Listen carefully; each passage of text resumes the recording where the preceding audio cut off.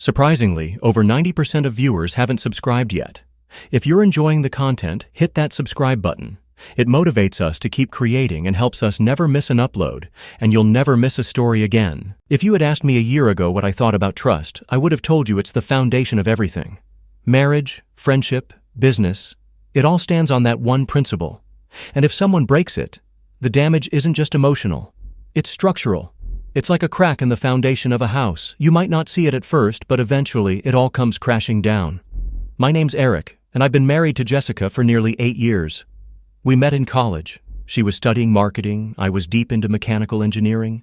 She was the outgoing type, always lit up a room.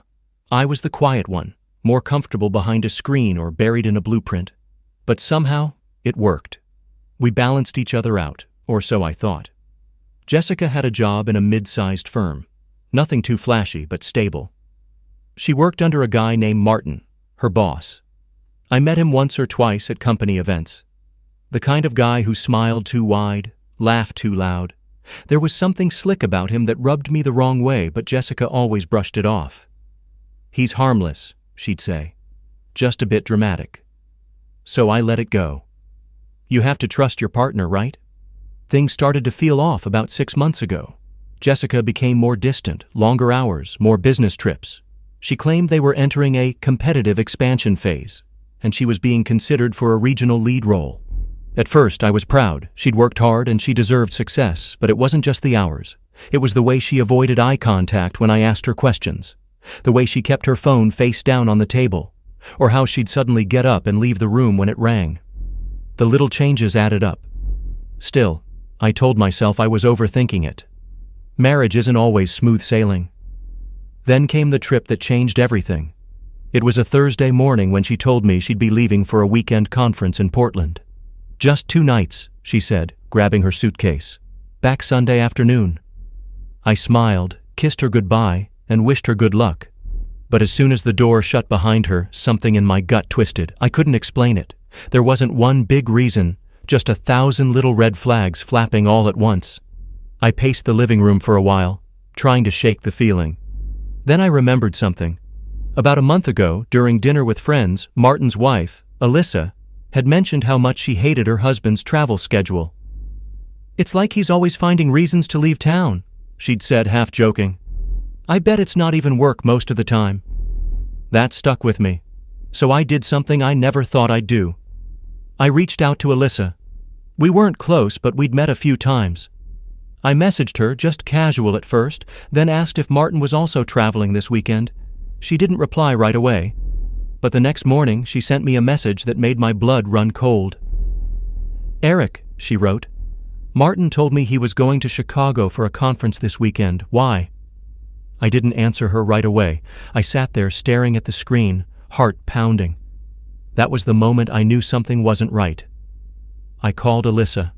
We talked for almost an hour, compared dates, times, little odd moments we'd both dismissed. Turns out Martin and Jessica had taken multiple work trips together in the past 6 months. We both wanted to be wrong. We hoped there was an explanation. But deep down, we knew. Alyssa, to my surprise, was calm. Too calm. "I've had my suspicions," she said. "I just didn't have proof. Until now."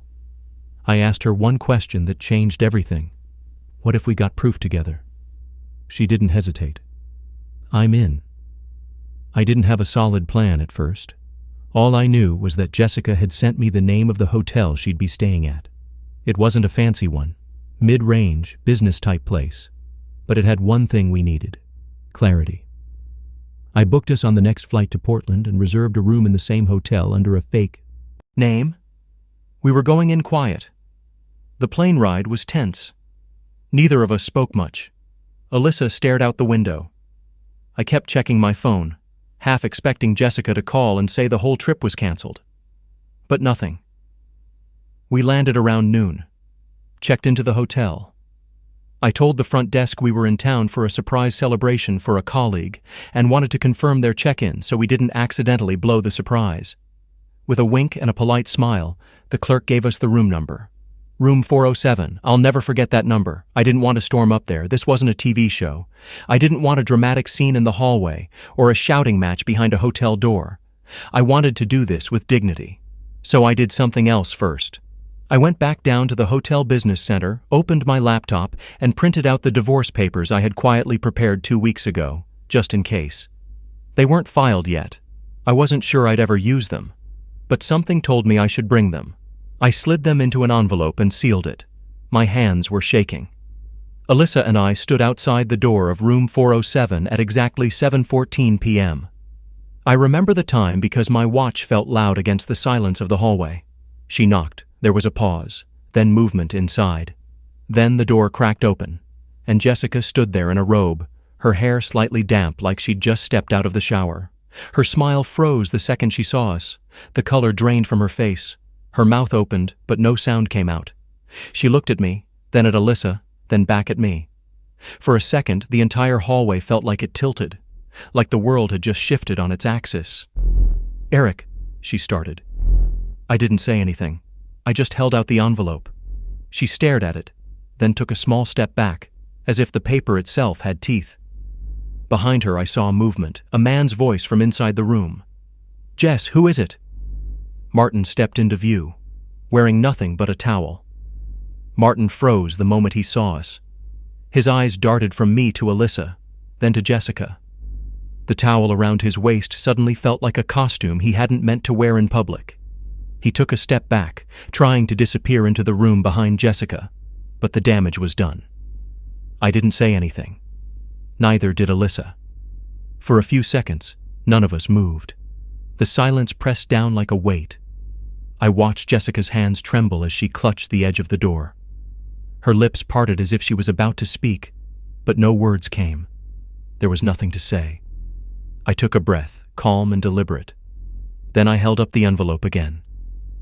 "I think this belongs to you," I said, placing it gently in her hands. "You can sign them whenever you're ready." Jessica looked at it as if it were a bomb. She clutched the envelope like it might explode. Alyssa, surprisingly, was the first to break the silence. Her voice was calm, cold, and steady. "You could have just told the truth, Jess. We might have still hated it, but at least we wouldn't be standing here like this." Jessica opened her mouth to reply, but Martin interrupted, stepping forward. "This isn't what it looks like." "Stop," I said, holding up a hand. "Just stop. Don't insult our intelligence. We're not here for a fight. We're not here for drama. We're just here for the truth, and I think we've seen enough." Alyssa looked at Martin like he was a stranger. "You lied to me for months. I defended you to my friends, my family. I told them you were just overworked. I even told myself I was being paranoid. But this is the kind of betrayal that breaks people." Martin opened his mouth to respond, but Alyssa turned and walked down the hallway. I followed. Jessica called my name, her voice cracking, but I didn't stop. We rode the elevator in silence. The air felt thick. I could feel my pulse pounding in my ears, but I didn't let it show. I had to stay composed. For myself. For the years I'd wasted trying to believe in something that had already died. When we got back to the lobby, Alyssa turned to me. "What now?" "I go home," I said. "I don't know what you want to do, but I'm done. I gave her everything I had. She made her choice." She nodded slowly. "Same here." We took the earliest flight back the next morning. Sitting on the plane, I stared out the window, not thinking about anything in particular. Just empty. You think in moments like that you'll be angry or devastated. But honestly, I felt relief. A terrible truth is still better than a beautiful lie. Back home, I packed a bag and stayed with a friend for a few days. Jessica blew up my phone. Calls, texts, voicemails filled with apologies, explanations, and desperation. It wasn't serious. It just happened a few times. "I didn't mean to hurt you. Please, let's talk." But I didn't respond. I couldn't. The moment I saw her face in that hotel doorway, I realized something important. Trust, once shattered, doesn't rebuild itself with words. It needs time, space, honesty. And that wasn't something I believed she could give me anymore. A few days later, she showed up at my friend's house unannounced. I was in the backyard when I saw her car pull up. She got out slowly, her eyes red and swollen. "I just want to talk," she said. I stayed quiet, arms crossed. She took a step closer. I know you hate me. I don't blame you. But please, let me explain. I don't hate you, I said. I'm just done trying to fix something you weren't interested in saving. She nodded, tears slipping down her face. It wasn't about you. It was never about anything you did wrong.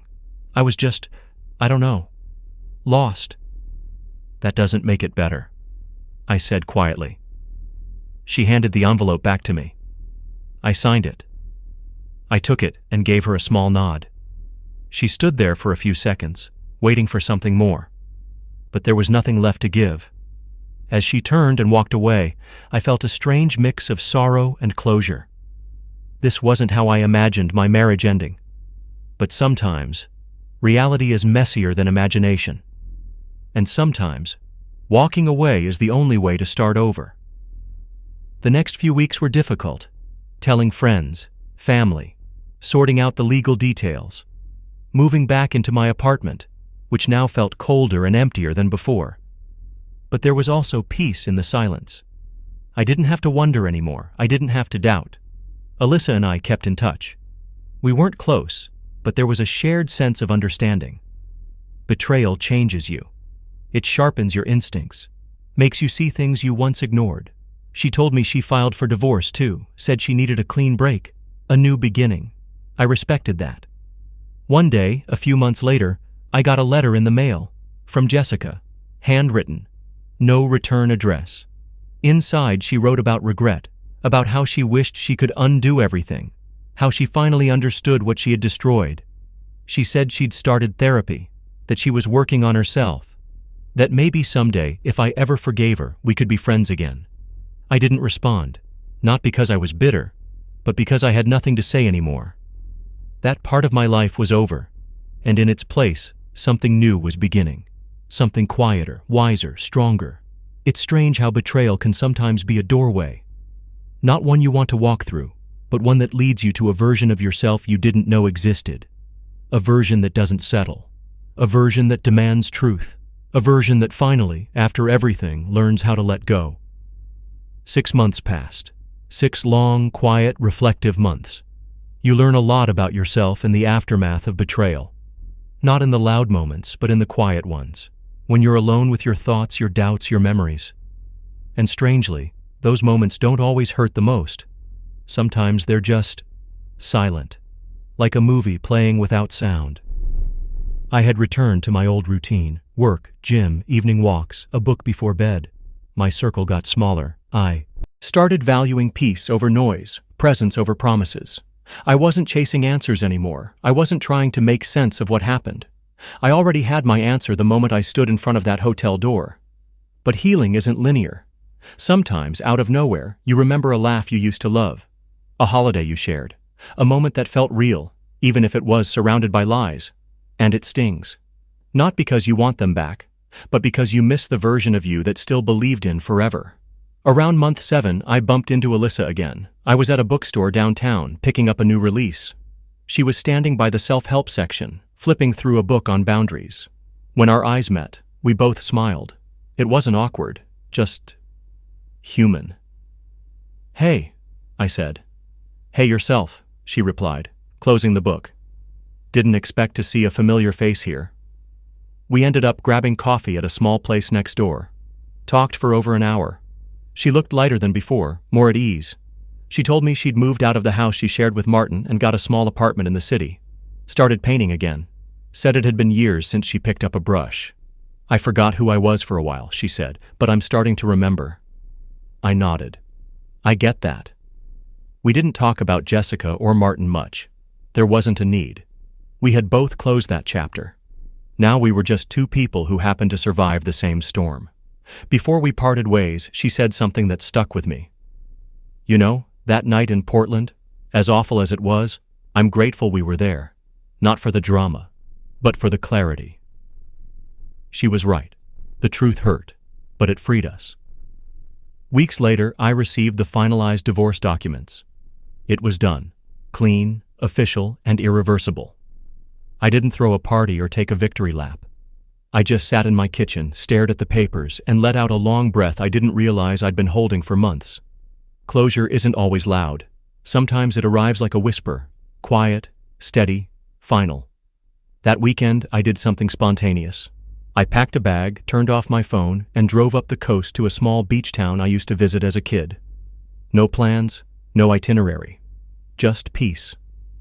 I rented a little cabin with a view of the ocean and spent the first evening watching waves crash against the rocks. I slept with the windows open, let the sea air wash over everything I'd been carrying. It was there, in that little town, that I started writing again. Before marriage, before the career, before adulthood really set in, I used to write. Short stories, essays, even the start of a novel that I never finished. Somewhere along the way, life got busy and the words dried up. But on that second night, with nothing but moonlight and ocean sounds, I opened a blank notebook and started to write. Not about Jessica, not about betrayal, but about rediscovery, about the quiet strength that comes after loss. It felt like breathing for the first time in a long while. When I got back home, things began to shift. I wasn't just surviving anymore. I was living. I joined a hiking group on weekends, started attending a local writers' meetup every other Wednesday. Made new friends, real ones, people who didn't know my past and didn't need to. I wasn't Eric, the guy whose wife cheated. I was just Eric. One night, at that same writers' meetup, I read a short piece I'd written aloud. It wasn't polished, but it was honest, raw, about trust, grief, healing, and what it means to rebuild yourself. When I finished, the room was silent for a moment. Then someone clapped, then another. Soon the whole room did. It wasn't about applause, it was about connection. That's what stories do, they make people feel less alone. After the reading, a woman approached me. Her name was Claire. She had kind eyes, a warm smile, and a calm energy that immediately put me at ease. She said she loved the way I described emotion without leaning on drama. We talked until the coffee shop closed. And we talked again the next meeting, and again after that. Claire wasn't a rebound. She wasn't some dramatic twist in my story. She was just kind, steady. She asked real questions and listened to the answers. We started going on walks after our meetings, then dinners. Slowly, naturally, we got to know each other. I didn't tell her everything at once, but when I did, she didn't flinch. "I've been there," she said. Not the exact story, but close enough to understand. No judgment, no pity, just understanding. It was the first time I felt seen in a long, long while. Months passed. Seasons changed. The ache in my chest that once felt permanent began to fade. Not vanish, but soften. Like a scar that no longer stings, only reminds you of what you survived. And then, almost a year to the day since that hotel hallway, I saw Jessica again. It was at a grocery store of all places. She looked different, tired maybe, or just older. Life has a way of catching up to you when you've spent too long running from it. She saw me, hesitated, then walked over. "Hey," she said cautiously. "Hey." There was a pause, long enough to be awkward, short enough not to walk away. "You look well," she said. "Thanks. I feel well." She nodded, looked down at her hands. "I just wanted to say, again, I'm sorry for everything." I nodded. "I know." She looked up, eyes glassy. "Are you happy?" The question caught me off guard, but I smiled, soft and real. "Yeah, I am." She smiled too. A small one. "Good. You deserve it." So did she. I didn't say it, but I hoped she knew. We parted ways with no drama, no tears, just two people who shared a history and were finally free from it. That night, I told Claire about the encounter. She just smiled. Funny how life brings things full circle. I nodded. Yeah, it really is. Looking back now, I don't regret the past. I don't wish things happened differently. Because every moment, every lie, every tear, every step toward that hotel room door led me to this version of myself. One that doesn't break easily, one that values honesty, peace, and the quiet beauty of starting over. And if someone out there is going through the same storm I once did, if you're doubting, questioning, aching for clarity, just know this. The truth may hurt, but it's also the first step to freedom. And on the other side of betrayal, there's still love, there's still peace, there's still you, whole, wiser, and finally, truly free.